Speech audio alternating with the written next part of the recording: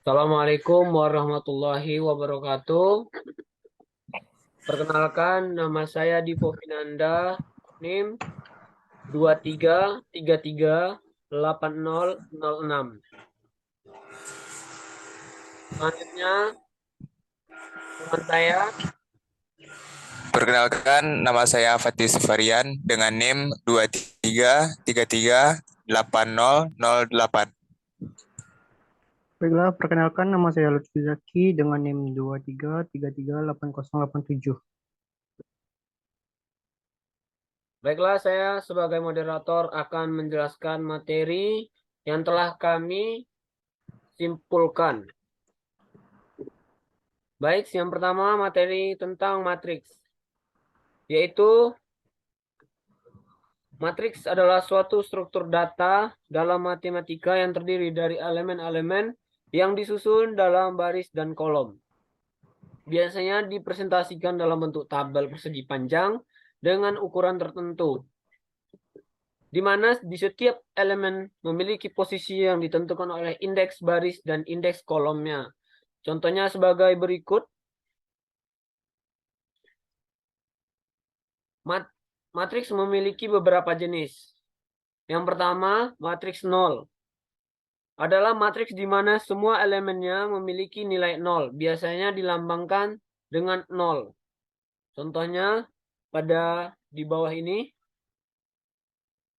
Selanjutnya, matriks identitas, di mana semua elemen diagonal utamanya memiliki nilai 1, sedangkan elemen-elemen lainnya memiliki nilai 0. Umumnya dilambangkan dengan contoh di bawah ini. Yang ketiga, matriks baris yang terdiri yaitu matriks yang terdiri dari satu baris dan beberapa kolom. Contohnya di bawah ini. Yang keempat, matriks kolom. Matriks kolom adalah matriks yang terdiri dari satu kolom dan beberapa baris. Contohnya pada gambar di bawah ini. Yang kelima, matriks diagonal. Matriks diagonal adalah matriks persegi di mana semua elemen di luar diagonal utama memiliki nilai 0, sedangkan elemen-elemen di luar diagonal utama memiliki nilai apapun. Contohnya pada bawah ini. Yang keenam, matriks simetris, di mana elemen-elemen di sepanjang diagonal utama simetris terhadap diagonal tersebut. Contohnya pada bawah ini. Yang ketujuh, matriks skalar adalah matriks yang setiap elemennya memiliki nilai yang sama, yaitu skalar. Contohnya sebagai berikut. Dan yang terakhir adalah matriks segitiga atas dan bawah, di mana semua elemen di bawah diagonal utama memiliki nilai 0. Matriks segitiga bawah adalah kebalikan dari matriks segitiga atas, di mana semua elemen di atas diagonal utama memiliki nilai 0. Contohnya sebagai berikut. Yang pertama, matriks segitiga atas seperti ini, dan matriks segitiga bawah seperti ini. Selanjutnya, saya akan membahas materi operasi baris elementer atau biasa disebut dengan OBE. Merupakan suatu operasi yang diterapkan pada suatu matriks.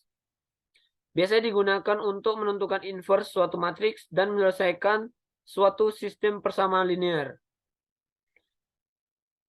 Cara penggunaannya dapat dilihat di sini. Pada matriks A, kita dapat melakukan operasi berikut. Yang pertama, mengalihkan suatu baris dengan bilangan tak 0. Yang kedua, menambahkan kelipatan suatu baris pada baris lain. Dan yang terakhir, menukar sembarang dua baris. Selanjutnya, inverse. Inverse dapat menggunakan metode OBE. Untuk menentukan balikan atau inverse dari matriks A yang dapat dibalik dengan menggunakan metode operasi baris elementer, kita harus melakukan sejumlah operasi baris elementer untuk mereduksi A menjadi matriks identitas dan melakukan operasi yang sama terhadap in untuk memperoleh A inverse-nya. Memiliki dua langkah. Yang pertama, langkah penyelesaian gabungan matriks identitas ke sebelah kanan. Yang kedua, lakukan operasi baris elementer. Cara menentukan inverse dari matriks dapat dilihat pada contoh berikut ini. Baik, penyelesaian persama linear dengan matriks. Ini dapat dilakukan dengan melalui beberapa cara, yaitu menggunakan eliminasi Gauss, dan yang kedua menggunakan eliminasi Gauss-Jordan. Di sini saya akan menjelaskan eliminasi Gauss-Jordan. Eliminasi Gauss-Jordan adalah pengembangan dari eliminasi Gauss yang hasilnya lebih sederhana. Di mana cara ini dengan meneruskan operasi baris dari eliminasi Gauss sehingga menghasilkan matriks yang echelon baris tereduksi dan dapat digunakan sebagai salah satu metode penyelesaian persama linear dengan menggunakan matriks. Cara mengubahnya persamaan linear tersebut ke dalam matriks terargumentasi dan mengoperasikannya. Setelah menjadi matriks echelon baris tereduksi, maka langsung dapat ditentukan nilai dari variabel-variabelnya. Untuk itu, biar lebih jelas, kita akan langsung masuk ke dalam contoh soalnya yang akan dijelaskan oleh teman saya. Baiklah, di sini saya akan menjelaskan soal nomor 1, di mana dalam soal tersebut kita diminta untuk membuat matriks penyelesaian.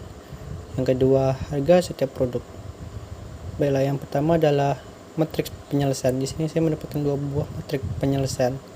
Yang pertama adalah matriks pemrosesan, yang kedua adalah matriks produksi dan keuntungan. Selanjutnya, harga setiap produk, di mana di sini kita menggunakan determinan, di mana B1 baris pertama dikali min 1 ditambah B2 baris pertama dikali min 1 ditambah B3, dan hasilnya sekian. Selanjutnya B2 dibagi 105, dan hasilnya adalah ini. Selanjutnya B2 dikali min 25 ditambah B1 baris kedua dikali min 30 ditambah baris ketiga. Jadi determinan yang kita dapat adalah 1 kali 1. Jadi harga setiap produk adalah Rotepia adalah 25 dikali 150 adalah 3750. Bolu kismis 130 dikali 400 51.600. Coklat keju 55 dikali 600 adalah 32.400. Jadi harga tiap produk adalah roti pia adalah 3.750, bolu kismis 51.600, coklat keju 32.400. Mungkin itu yang dapat saya jelaskan. Mohon maaf jika ada yang salah. Baiklah, saya akan menjelaskan untuk cara nomor 2. Pada soal tersebut terdapat beberapa lintasan yang dimana nilai-nilai tersebut adalah jumlah kendaraan yang masuk. Dan yang ditanya pada soal ini adalah untuk jumlah kendaraan yang masuk pada X1, X2, dan X3. Pertama-tama kita uraikan untuk jumlah-jumlah kendaraan tersebut seperti ini.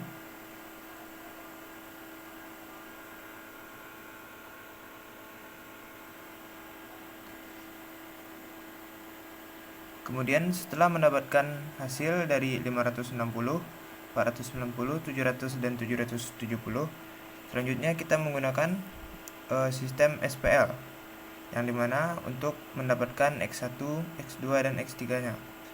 Untuk mendapatkan X1, terdapat 310 ditambah 250 sama dengan X1 ditambah 350.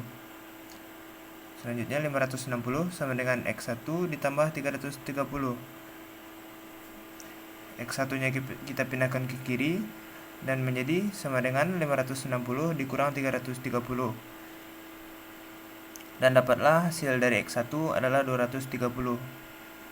Kemudian yang B untuk mencari X2, X1 ditambah 260 sama dengan 190 ditambah X2.